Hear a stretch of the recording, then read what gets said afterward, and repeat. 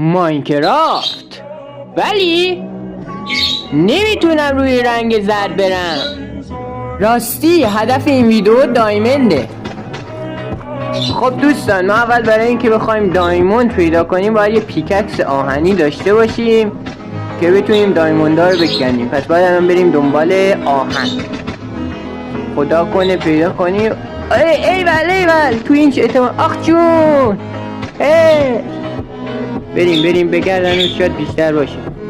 ما میخوایم بله آهن بیشتر.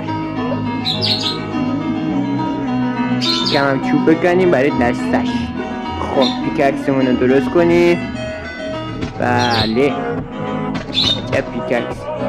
حالا یک سپرم به درستیم. حالا بریم دنبال دایمند. باید یک قار پیدا کنیم دایمند توش پیدا.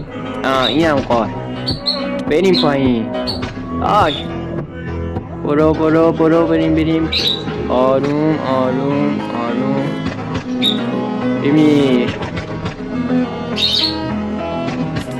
سوختم. خوبه نزدیکی بمیرم. اون بالاست دایمنده. بریم بالا دایمنده رو پیدا کنیم. برو بالا. برو. بالاخره دایمند پیداش کردم. تازه یکی هم بیشتره. هورا. حالا بریم پایین.